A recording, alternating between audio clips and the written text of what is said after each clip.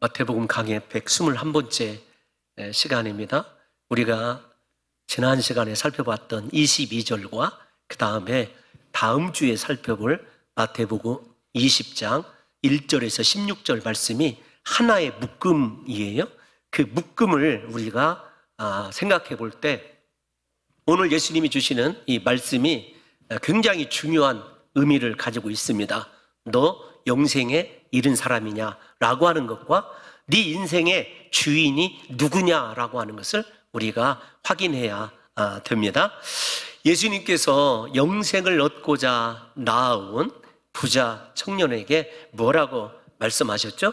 율법의 행위가 아니라, 그리고 율법의 요구가 아니라 율법의 본질이 무엇인지를 깨닫고 그 본질이 원하는 것을 마음으로부터 행할 수 있느냐라고 하는 말씀을 사실은 지난 시간에 주셨어요. 어떤 것이냐면 네 소유를 다 팔아서 가난한 자들에게 주고 너는 나를 따르라. 그 중간에 하늘의 보화가 있을 것이다 약속을 해주셨습니다. 그 하늘의 보화에 대한 것은 조금 이따 말씀을 드리고, 나를 따라오면 네가 영생을 얻을 것인데 그 영생을 얻는 예수 그리스도를 따르기 위해서 먼저 제거해야 될 것이 네 안에 있는 재물 사랑, 네 삶의 주인인 재물을 버리라는 것이었습니다. 그런데 이 부자 청년이 예수 그리스도를 따르라고 하는 그 위대한 예수님의 초청을 거절하죠. 근심하면서 재물이 많았기 때문에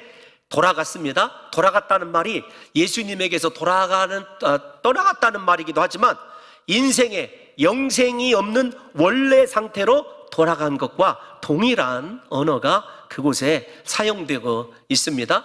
이 부자 청년이 돌아가는 것을 안타까이 지켜본 예수님께서 오늘 사실 본문의 시작인 23절에서 이렇게 말씀하십니다. 부자가 천국에 들어가는 것이 어렵도다, 이 말씀이에요. 그런데 예수님이 부자가 천국에 들어가는 것이 어렵다 이렇게 말씀하시는 것만으로도 지금 이 말씀을 듣고 있는 제자들이 얼마나 심히 놀라고 충격받았는지 우리가 본문을 읽어서 알 수 있지 않습니까? 충격을 받았을 터인데 예수님이 거기다 비유의 말씀을 하나 더 얹으십니다. 뭐라고 말씀하시냐면, 부자가 천국에 들어가기가 얼마나 어렵냐면 낙타가 바늘귀로 들어가는 것보다 어렵다. 낙타가 바늘귀로 들어가는 것이 얼마나 어려운지 우리도 알아듣습니다. 그런데 그 당시 유대인들은 이 말씀을 어떻게 이해했겠는가? 신학자들이 크게 두 가지로 이 해석을 하고 있어요. 첫 번째 해석은 어떤 것이냐면, 그 당시에 모든 사람들이 유대의 격언, 속담으로 낙타가 바늘귀로 들어가는 것보다 멋이 어렵다, 이런 속담들을 사용하고 있었다고 그렇게 바라보는 견해가 하나 있고요. 또 다른 하나는 예루살렘 성과 관련이 있습니다. 어떤 것이냐면 예루살렘의 메인 문, 큰 출입구가 일몰이 되기 전에 닫히게 됩니다. 왜 닫히냐면 군사적인 목적 때문에 그런 거죠. 성을 보호하기 위해서 일몰이 시작되면 모든 사람들의 출입이 큰 문으로 이룰 수가 없어요. 그 큰 주문 옆에 조그마한 문을 하나 만들어 놨어요. 그런데 그 문은 사람이 겨우 통과할 만한 문입니다. 왜 그러냐면 수비의 목적으로 많은 사람이 일시적으로 들어와서는 안 되기 때문에 작은 문을 달아놨어요. 만들어 놨습니다. 그 문을 유대인들이 무엇이라고 불렀냐면 하도 작아서 바늘귀문 이렇게 불렀어요. 근데 문제는 일몰이 되고 난 이후에 멀리 미디안 지역과 그 다음에 애굽에서 오가는 상인들 있지 않습니까? 왕의 대로라고 이렇게 얘기합니다. 킹스 하이웨이라고 하는 왕의 대로를 타고 예루살렘에 도착해야 되는데 이미 성문이 닫혀버렸어요. 그래서 성 안에서 유숙을 해야 안전한데 문제는 죄송합니다. 그 상인이, 그 사람이 바늘귀 문으로 들어오는 데는 별 어려움이 없습니다. 그 상인과 함께 온 낙타가 문제예요. 사막을 횡단할 때 낙타 없이 횡단하는 거 보신 적 있습니까? 아주 옛날 이야기라 할지라도. 근데 그 낙타가 성에 들어오려면 무릎을 꿇고 들어와야 돼요. 낙타가 자세를 낮춰야 됩니다. 근데 여러분 생각해 보세요. 무릎 꿇은 낙타가 앞으로 전진하는 것 본 적 있습니까? 주저앉으면 절대로 앞으로 못 나가죠. 이 말입니다. 유대인들이 뭐 속담을 예수님이 비유로 들어서 말씀하셨든지 자신들이 현실에서 보는 바늘귀문을 도저히 통과할 수 없는 낙타 이야기를 염두에 두고 예수님이 말씀하셨든지 그들에게 들려지는 이미지는 딱 한 가지죠. 어떤 것이냐면, 야, 부자가 하나님 나라에 들어가는 것은 불가능하다, 이렇게 이해할 수 있는 것 아니겠습니까? 여러분, 우리가 과연 예수님께서는 부자가 하나님 나라에 들어갈 수 없다, 불가능성을 가지고 말씀하신 것일까요? 예, 그럴 수 있습니다. 확실히 그럴 수 있어요. 그러나 이 말씀이 그렇게만 고착화되어서는 안 됩니다. 왜냐하면 우리가 이 말씀을 들었을 때 사람들은 누구나 다 부자가 되고 싶어하는 것 인지상정 아닙니까? 이 세상 그 어떤 사람이 가난에 찌들러서 날마다 돈 때문에 헤매는 삶을 살고 싶은 사람이 어디에 있겠느냐고요. 그리고 이제 이 말씀, 예수님의 말씀을 듣는 순간에 그러면 제자들도 마찬가지고 사랑하는 성도 여러분들도 이렇게 생각이 들 거예요. 부자의 꿈을 접어야 하는가? 이런 생각이 순식간에 들기도 할 것이에요. 그런데 무엇보다도 앞에서 말씀드린 대로 더 큰 충격을 받은 사람들은 제자들입니다. 제자들이 25절을 띄워놔 주세요. 몹시 놀랐다. 이 말은 엄청난 메가톤급의 충격을 받았다는 거예요. 왜냐하면 두 가지 때문에 그렇습니다. 하나는 그들이 예수 그리스도를 왜 따랐느냐라고 하는 것과 연관이 되어져 있어요. 그들도 예수님이 예루살렘에 들어가면 높은 관직을 받아서 이제는 부자가 되고 싶은 열망이 있었던 거예요. 왜 예수님이 제자들에게 저렇게 말씀하셨냐면 제자들 안에 꿈틀거리는 부자에 대한 탐욕을 예수님이 보셨기 때문에 그래요. 충격받았습니다.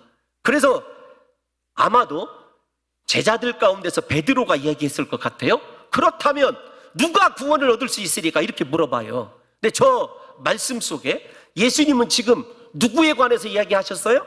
부자에 관해서 이야기하셨는데 부자는 쏙 빠지고 베드로라고 합시다. 제자들이지만 베드로가 누가 구원을 얻을 수 있습니까? 이 말을 생각해 보면 아무도 구원 얻을 수 없다는 말입니다. 무슨 말이냐면 부자도 구원을 얻을 수 없고 사실은 가로 열고 닫고 가난한 자도 구원을 얻기가 어렵지 않습니까? 이렇게 물어봐요.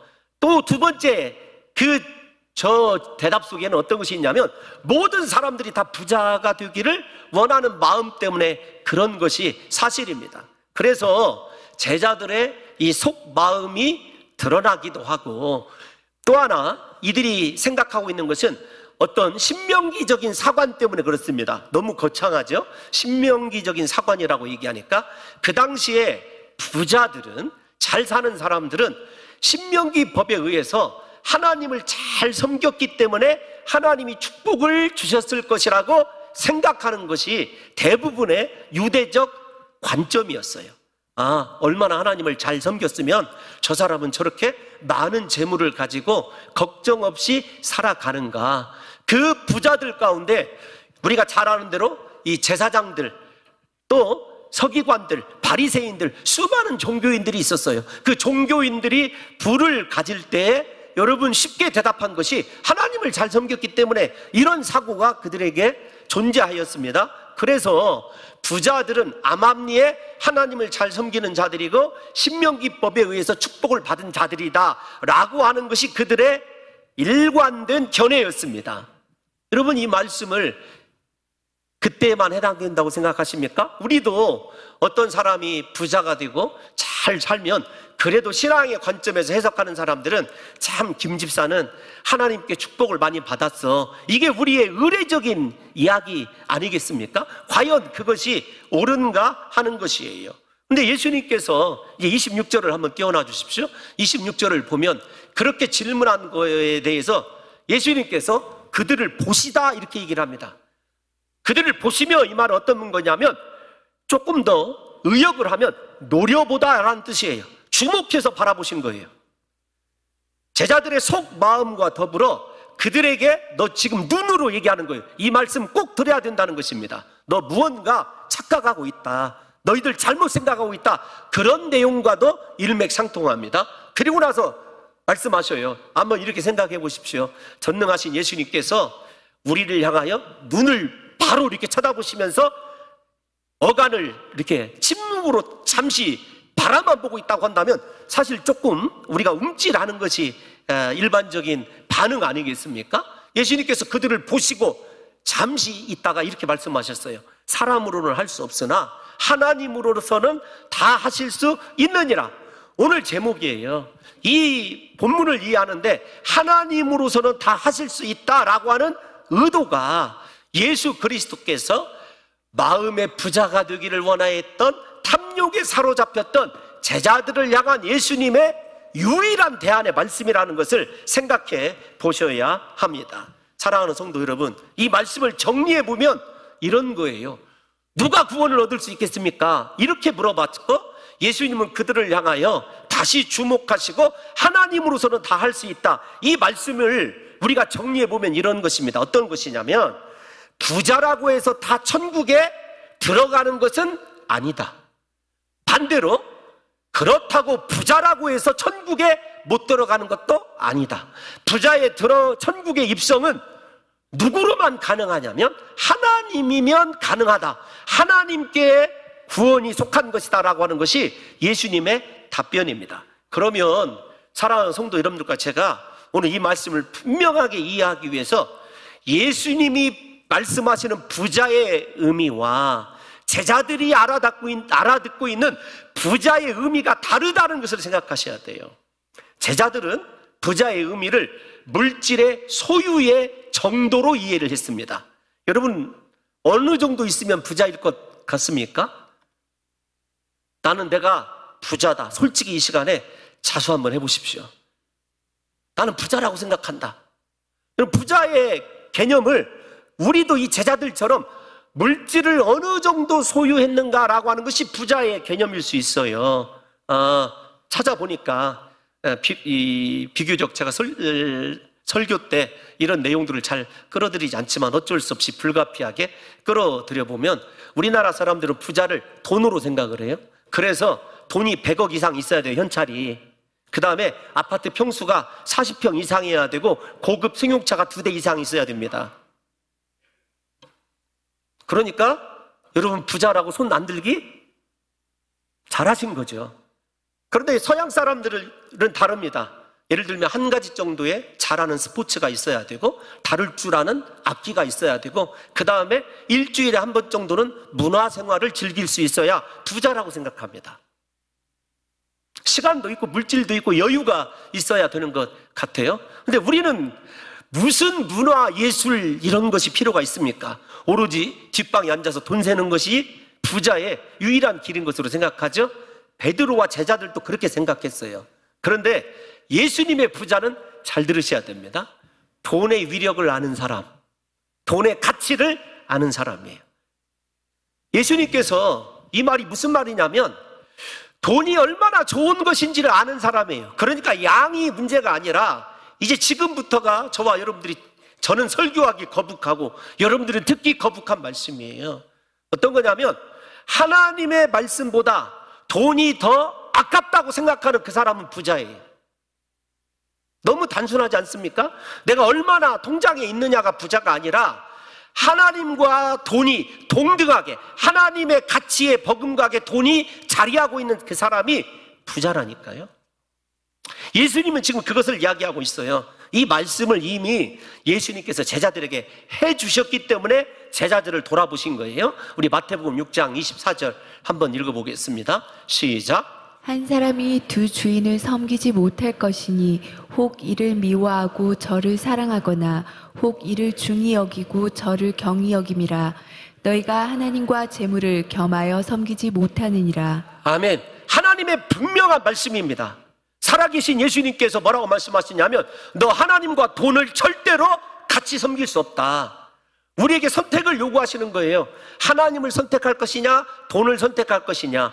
그래서 돈이 많고 적음이 부자가 아니라 아무리 적은 돈이라 할지라도 하나님을 섬기는데 그 돈이 장애가 되면 그 사람 예수님의 기준의 부자입니다.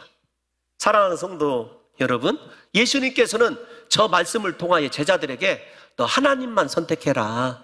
너 하나님으로 살아야 되지 돈으로 사는 것 아니다. 이렇게 예수님이 분명히 가르쳐 주셨어요. 우리가 앞에서 살펴보았던 영생의 문제를 가지고 예수님께 나왔던 그 청년이 왜 돌아갔습니까? 예수님을 따르는 일과 자신의 재물을 팔아서 가난한 자에게 주어야 되는 중요한 선택의 기로에서 예수 따르는 것을 포기하고 재물을 선택했기 때문에 예수님 보시기에 그 사람의 주인이 누구냐? 재물이었던 거예요.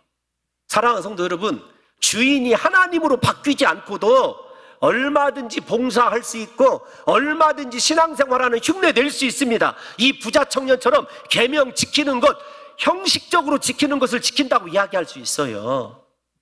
이 청년은 영생에 대한 열망도 있었지만 부자에 대한 재물을 가지고 소유하는 것에 대한 열망이 훨씬 더 컸던 사람이에요.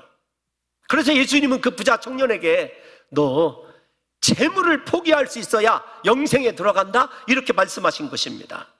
사랑하는 성도 여러분, 예수님께서 우리들에게 이렇게 말씀을 하시면서 야, 그러면 부자는 하나님 나라에 들어갈 수 없느냐에 대해서 예수님이 하나님이면 다 할 수 있다, 이렇게 말씀을 하셨어요. 어떤 것이냐면 부자 가운데서도, 재물이 많은 사람 가운데서도 하나님께서 특별히 그들의 마음을 주장하셔서 돈의 노예가 되지 않도록, 돈이 주인 되지 않도록 감동하는 사람들이 있다라는 것이에요. 이것이 오늘 본문의 핵심이에요. 그리고 이 말씀을 다시 직역을 하면 이런 것입니다. 야, 사람이 절대로 돈을 자신의 결단으로 좌지우지할 수 없어. 이 말은 무슨 말이냐면 돈을 사랑하는 마음을 사람의 힘으로는 극복할 수 없다라는 거예요. 하나님만이 하실 수 있기 때문에 너 하나님 앞에서 돈 문제, 부자의 문제를 가지고 심각하게 기도해야 된다는 것이, 하나님께 은혜를 구해야 된다는 것이 예수님의 가르침입니다. 사랑하는 성도 여러분, 이 말씀을 다시 한번 전해드리면 부자 청년의 경우에서 그 사람의 인생의 주인이 물질이었어요. 예수님은 그 주인의 자리에서 물질을 끌어내리고 예수님을 따르는, 예수님을 인생의 주인의 자리에 모시기를 원한 것입니다. 근데 우리가 곰곰이 생각해 보면 물질만의 문제가 아닙니다. 우리가 이 세상 살아가면서 어떤 사람은 쾌락이 주인인 사람도 있습니다. 세상의 문화가 주인인 사람도 있어요. 물질 문제만이 아닙니다. 내가 예수님 따르는데, 예수님 말씀을 지키는데 무언가 나에게 한번 제동을 거는 그것이 바로 내 인생의 주인이고 나는 그것의 노예라고 예수님이 우리에게 지적하고 있는 것이에요. 그래서 사랑하는 성도 여러분, 나의 주인 삼은 모든 것, 내가 주인이라고 생각하는, 나를 마음대로 움직이는 돈의 문제를 말씀 앞에서 해결하고 말씀이면 그 돈도 능히 다스릴 수 있을 때, 여러분 우리가 생각해 보십시오. 내가 이거 한 달 동안에 얼마나 수고해서 받은 물질인데, 내가 이 밭에서 땀 흘리고 수고해서 얻은 물질인데 우리가 그 물질 소중하지 않습니까? 그런데 아무리 그 물질이 내 피와 땀이 섞여져 있다고 생각할지라도 그 물질이 귀하냐, 예수님 따라가는 것이 귀하냐, 오늘 그 문제예요. 예수님 따라가는 것이 귀하고 예수님 때문에 그 물질을 마음껏 자유함으로 대할 수 있다고 한다면 그 사람이 진짜 영생에 이른 사람이라는 것을 예수님께서 우리에게 말씀해 주시는 것입니다. 그러므로 사랑하는 성도 여러분, 예수님이 말씀하시는 부자의 개념은 절대로 물질이 많고 적음에 있지 않습니다. 우리가 한번 이렇게 생각을 해보죠. 남의 나라 이야기를 계속해서 죄송하지만 우리가 잘 아는 워렌 버핏이라든지 그 다음에 빌 게이츠 같이 유대교적 사고를 가지고 있는 사람들이 왜 해마다 1년에 1억 달러 이상씩 도네이션 기부를 하느냐고요. 워렌 버핏의 여러분 잘 아는 대로 유언장이 공개된 적이 있었습니다. 자기의 자녀들에게는 0.08%를 유산으로 남겨준대요. 그래도 많은 돈이 들지는 제가 계산을 안 해봐서 모르겠지만 나머지는 다 사유환원입니다. 재단에 기부합니다. 어떻게 이럴 수가 있겠느냐고요. 사람이 그 일을 할 수 있겠습니까? 제가 잘은 모르지만 그 사람들이 신앙생활을 하고 있는지 어떻게 하고 있는지는 모르지만 물질에 대하여 일반적인 그들이 하나님을 모른다고 가정해 보십시다. 하나님을 알지 못하는 사람들도 돈으로부터 자유한 삶을 살아가요. 문제는 하나님을 알고 하나님 아래서 살아간다고 하는 사람들이 돈 문제를 자기 마음대로 못하고 살아가는 것이 오늘날 우리들의 모습이라고요.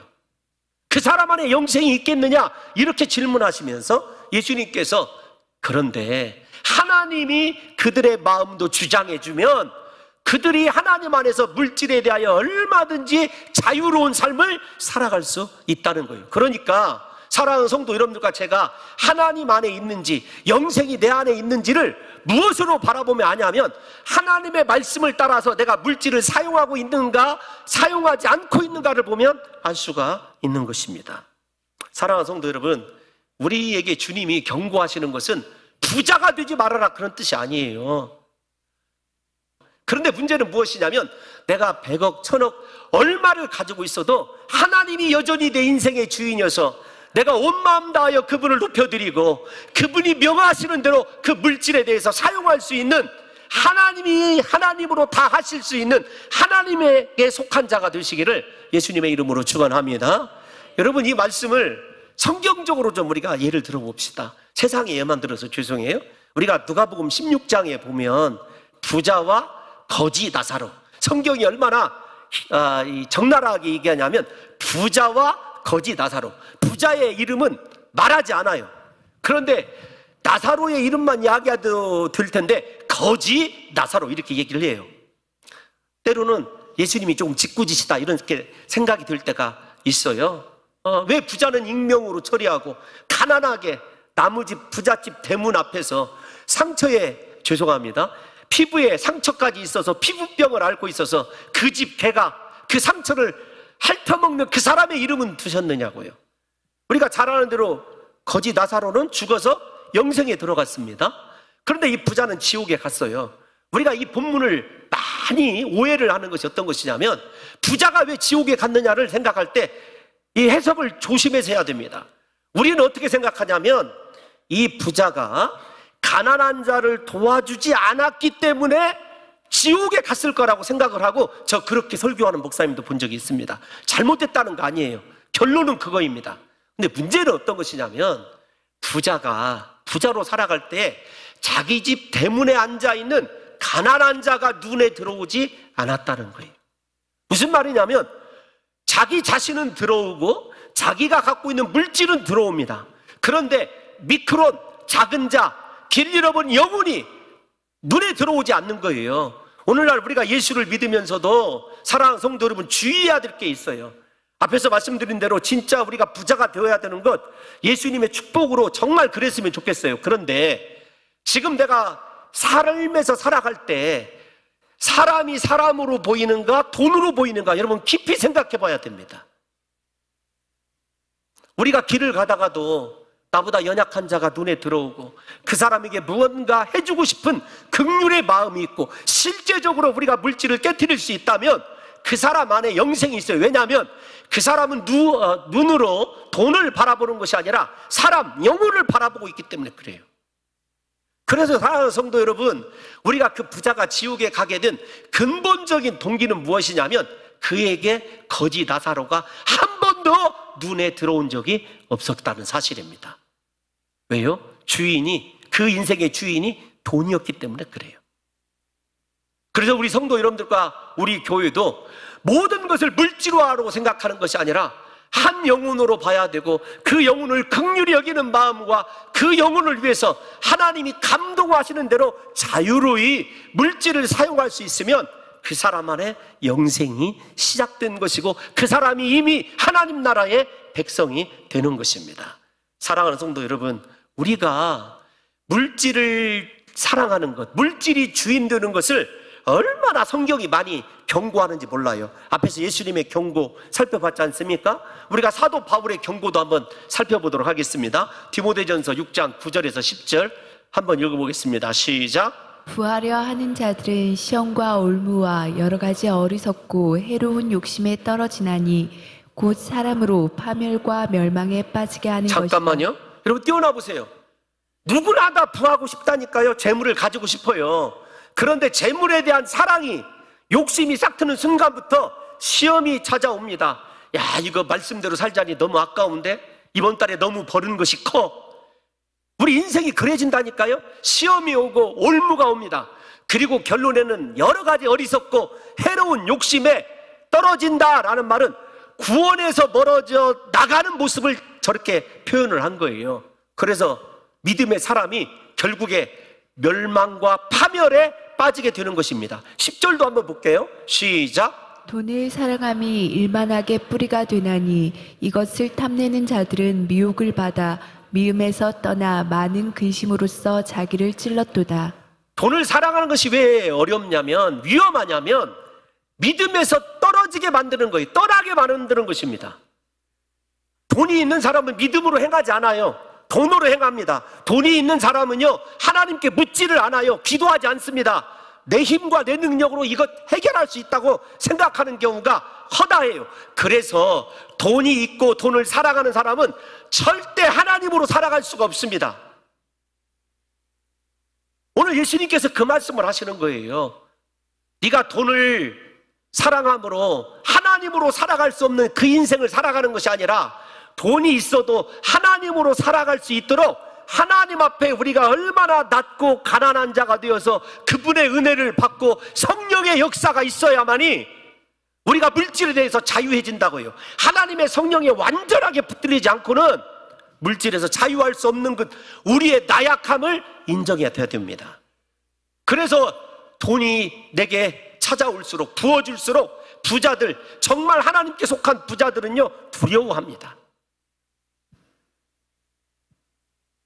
물질이 내 주인 될까봐, 하나님으로 살지 아니하고 돈으로 살아갈까봐 더 두려워하고 겸손한 것을 갖게 되죠. 그래서 하나님으로만 할 수 있어요. 이 이제 결론으로 돌아오면, 사랑하는 성도 여러분, 하나님이 주시는 부자들이 있어요. 다시 말씀드리지만 하나님이 감동해서 하나님의 감동대로 이 물질이 내 것이 아니고 하나님이 잠시 나에게 맡기신 것이라고 하는 확신을 가지고 살아가는 진짜 영생, 하나님의 다스림, 하나님 나라를 이루고 살아가는 백성들이 있다니까요.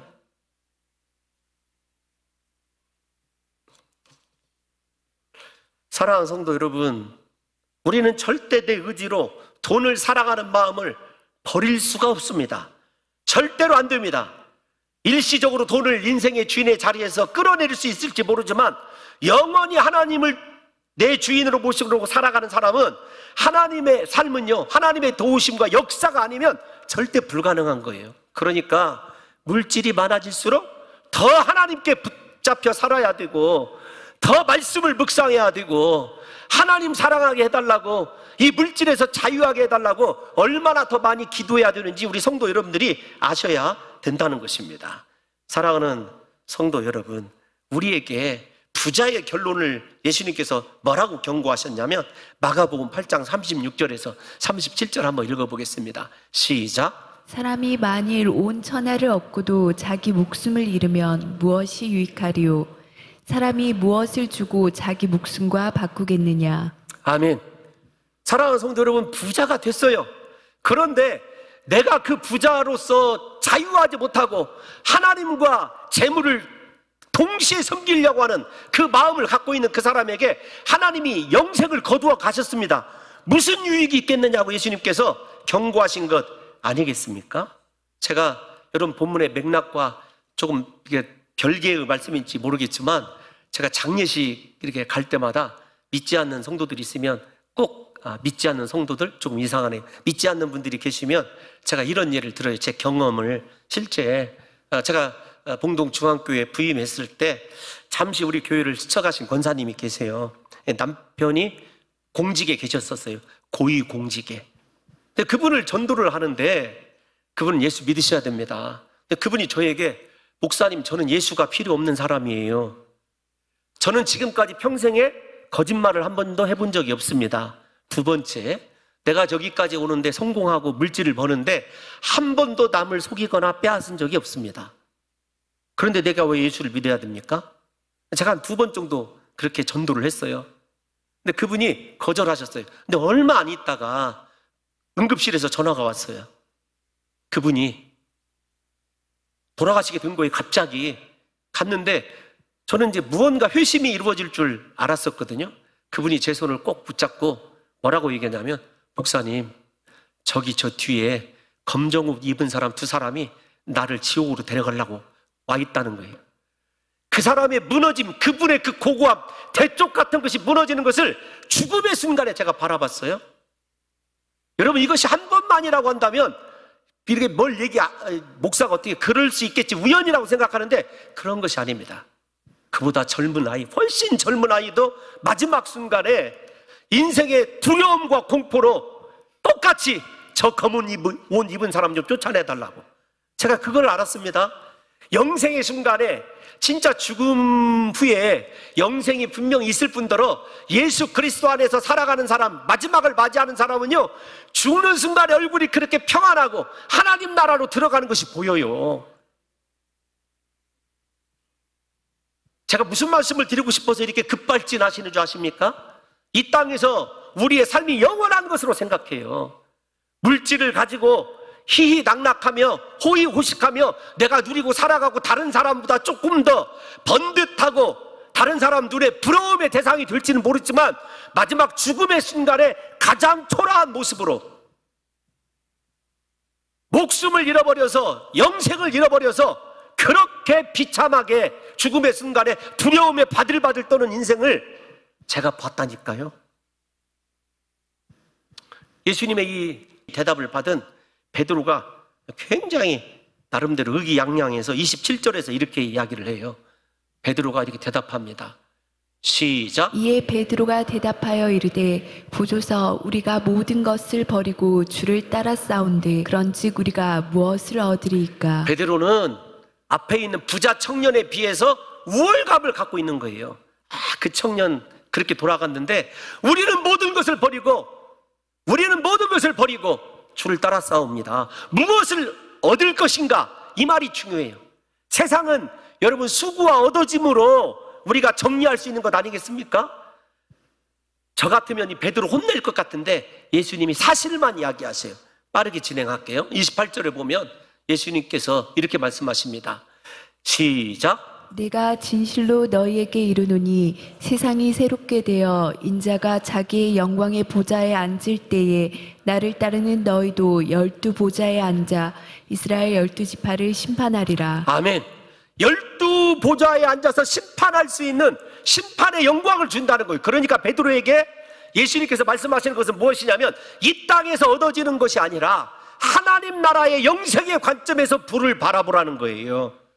인생 정말 짧습니다, 여러분. 날아가는 것이 인생이에요. 우리 어느 순간 모르게 죽음이 코앞에 닥쳐오는 것이 인생 아닙니까? 그런데도 불구하고 아직도 물질 때문에 영원한 생명을 포기하고 살아가는 인생들이 얼마나 많은지를 생각하셔야 돼요. 그러면서 뭐라고 말씀하시냐면 29절에 주님이 네가 이 세상에서 가장 중요한 것들을 나를 따르니라고 포기한 결과 반드시 약속해 주십니다. 여러 배를 받고 그 다음이 중요합니다. 영생을 상속하리라. 사랑하는 성도 여러분, 여러분의 주인이 무엇입니까? 진짜 예수님을 따르기 위하여 내 인생의 우선순위에서 절대로 바꿀 수 없는 형제, 자매, 부모, 자식, 전토 다 버리고 예수님이 명하시는 대로 말씀대로 행할 수 있느냐는 거예요. 이것이 사람으로는 할 수 없습니다. 하나님으로만 할 수 있는 줄 믿습니다. 그래서 우리가 하나님 사랑해야 되고 날마다 말씀 붙들어야 되고 내 마음이 세상 것 사랑하지 않도록, 그래서 미혹에 빠지지 않도록 우리가 분별의 영을 가지고 살아가야 되는 것 아니겠습니까? 예수님이 또다시 말씀하시죠. 30절을 한번 보겠습니다. 시작. 그러나 먼저 된 자로서 나중되고 나중된 자로서 먼저 될 자가 많으니라. 아멘. 예수님은요, 우리에게 한 번도 우리의 수고나 헌신에 대해서 상을 약속하지 않은 적이 없어요. 먼저 이 말씀을 생각해 봐야 됩니다. 예수님은 반드시 여러 배를 갚아주시고 마가복음에는 100배나 갚으시고 심지어는 마태복음에서 작은 자에게 하는 물 한 그릇 대접하는 것도 상을 잃지 않는다고 말씀하셨어요. 저는 그 말씀을 믿습니다. 그런데 우리가 하나님이 주시는 상을 바라보질 못해요. 영생에 대해서 확신하지 못합니다. 영원한 삶을 갖지 못하기 때문에 물질의 노예가 되고 인지상정에 이끌려서 하나님의 마음을 아플 때게 할 때가 많이 있다는 것 아니겠습니까? 그런데 예수님이 뭐라고 말씀하시냐면 하나님이 하시는 일 가운데 먼저 든 자로서 나중된다. 저 말은 제자들에게 주시는 말씀이에요. 너희 이제 저 말씀이 다음 주에 해석이 될 거예요. 다음 주에 먼저 된 자, 너희 먼저 나에게 택함 받고 선택받았지만 너희들보다 훨씬 더 하나님을 사랑하기에 물질로부터 자유하여서 나를 따르는데 희생할 사람들이 하나님에 의하여 만들어질 것이라는 것입니다. 사랑하는 성도 여러분, 여러분의 인생을 생각해 보세요. 내가 예수 몇 대째 믿어? 예, 축하드립니다. 여러분 그거 먼저 된 자예요. 그런데 먼저 되고 나중된 것이 중요한 것이 아니라 왜 나중된 자가 먼저 되는 역사가 일어납니까? 영생의 복, 하나님이 내 작은 헌신에도 내가 심은 것 그거 하나도 놓치지 아니하시고 다 상으로 갚아주시는 것 믿기에 하나님 나라에 앞으로 받을 보화를 바라보면서 이 땅 가운데서 나의 주인 되기가 그토록 쉬운 물질의 문제를 해결하고 영생의 시각으로 하나님이 원하시는 그 말씀대로 살아가는 그들에게 하나님께서 먼저 되는 복을 주신다는 것을 잊지 마시고, 사랑하는 성도 여러분들이요, 우리 신앙의 커리어가 중요하죠. 그러나 그 커리어보다 훨씬 더 중요한 것이 지금 나에게 돈은 어떤 존재인가, 나는 하나님의 말씀대로 그렇게 살아갈 수 있는 하나님 나라를 바라보는 믿음의 사람인지를 생각하셔서 부디 저와 여러분들이 영생을 상속받은 자답게 이 땅 가운데서 돈이 주인이 아니라 물질이 주인이 아니라 나를 구속하신 예수 그리스도의 십자가 은혜가 영원토록 내 인생의 주인 되는 축복이 우리 성도들의 것이 되기를 예수님의 이름으로 축원합니다. 우리 모두 다 자리에서 일어나셔서 찬양 드리고 함께 결단하는 기도를 드리도록 하겠습니다.